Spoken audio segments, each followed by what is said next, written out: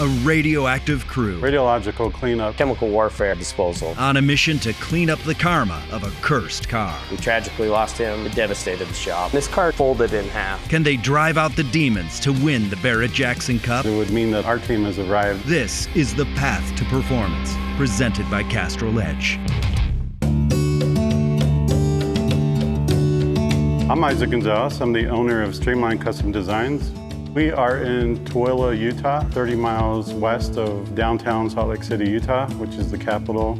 There's a federal disposal facility out of the West Desert here in Utah, and that's where a lot of contaminated items from the Cold War get buried. So I was fortunate to get into radiological cleanup. It really ended up unlocking the world to me. We ended up in Japan, Guam, Hawaii, the Middle East. We've been all over the world. It's changed my perspective on business, on people. I ended up in Japan after the Fukushima disaster, and after 3 years, it was heavy, so I needed to do something different. And these classic cars have always been in my life with my father, with my grandfather. So as I came home from Japan, I wanted a really nice build, a 1950s Chevy pickup truck, and this is where Donnie entered into my life. I worked for the chemical warfare disposal company, would incinerate, mustard agent, all these different chemicals that were used in World War II. And that job, all the countries signed an ACTA treaty, so wherever munitions lay, that's where they built the plant. So once we were done with the munitions, I was out of a job. Isaac's brother-in-law worked for the government with me. Isaac was doing nuclear cleanups in Japan at the time. His brother-in-law asked me, "Hey, you still build cars, right?" And, yeah.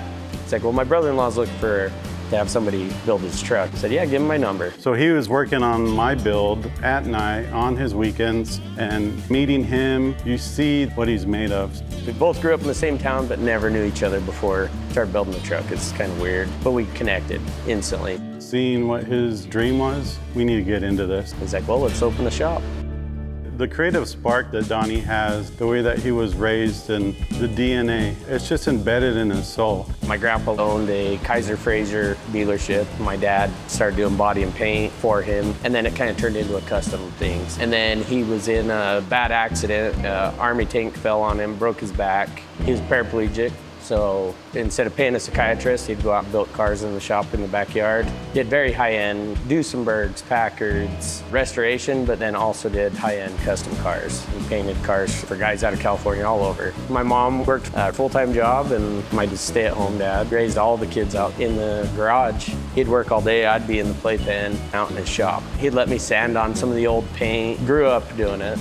As we're discussing new projects, he gets excited, and you could see those wheels spinning immediately. He's already talking about the color scheme, the mods that he wants to make that are a little bit different. There's a little bit of crazy that goes in that, and I think that's where the artist is in him. As far as the shop, I just want it to be more like a family, you know, the employees. I want them to feel like when they're coming to work that they're appreciated, and I like their input. How are we looking on this? We're kind of known for our color. We got everything on the shelf here, mixing table, all my paint guns. I kind of have an addiction there, I guess.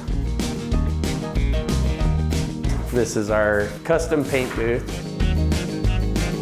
We've extended this paint booth 6 feet, longer than a standard paint booth. It's infrared, so we can go put it into bake mode, open those up, and that brings the panels up to about 140 degrees. When I'm in here, I'm in my zone. This is where I feel most comfortable. I like to kind of go with very subtle colors. The greens, the browns, the tans, grays, stuff like that. The vibe here at Streamline is we're all pretty low-key. At the end of the day, we're goofballs. I have a song. It's not smart to be dumb, dumb, dumb. But that's it.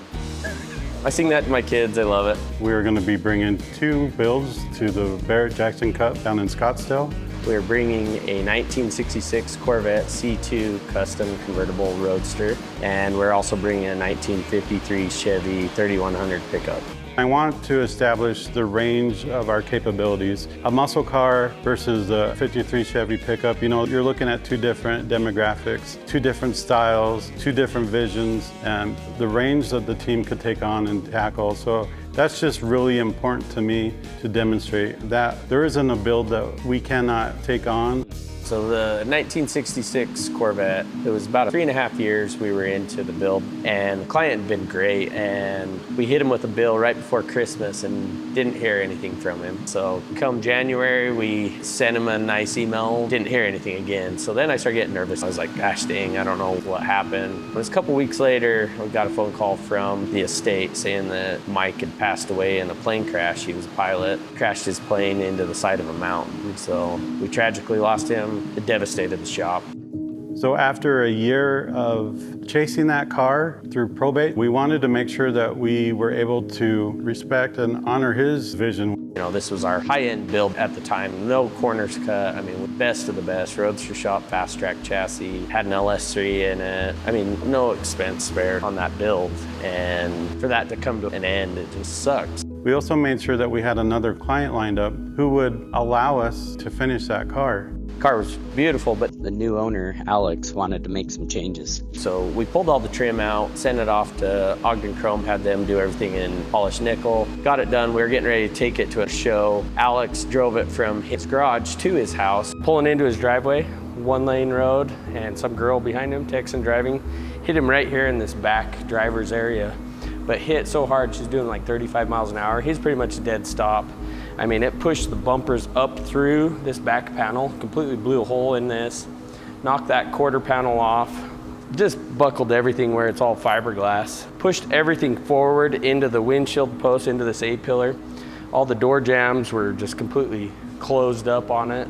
So we basically ended up cutting the whole back half of this car off. I mean, this car kind of just folded in half is what it did. And then when it came back down, bent the frame on it, so we had to straighten the frame out. Luckily, everyone in both cars were just fine. There was 16 miles on the car. So we refer to this build as 2.0. We're building it for the Barrett-Jackson Cup, and 2.0 is gonna be a lot better than the original version. I think what will catch Troy and Bobby's attention is the subtle changes. We're making the peaks a lot sharper, make it look a little more modern than just a classic Corvette. We've taken quarter panels like this, which are a lot wider.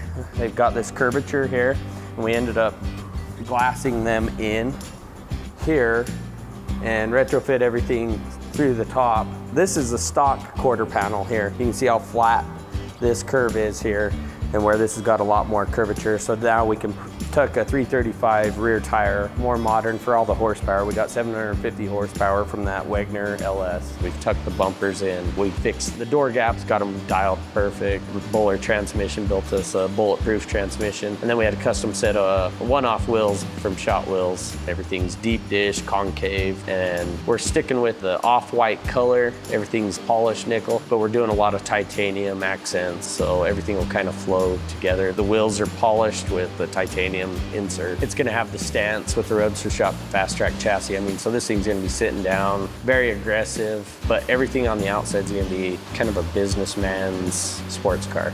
So now, I mean, the car's been cursed, but I think there was a reason for it, I guess. We're definitely gonna get it staged when we complete it this next time.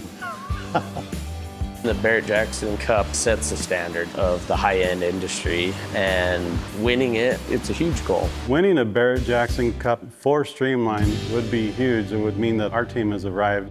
Coming up on Path to Performance, When we tightened the chrome, it was kind of rolling the paint. You gotta be shitting me. Streamline's curse moves to the truck. It's gonna be roughly 650 hours to redo it. So it's not even binding. It's a major setback. Will Donnie abandon the build? Can't make it a priority if the shop's not making any money. Or will Isaac save the Chevy? I have 24 hours on the road to Texas to convince Donnie that that 53 Chevy arrives to the Barrett-Jackson Cup in January.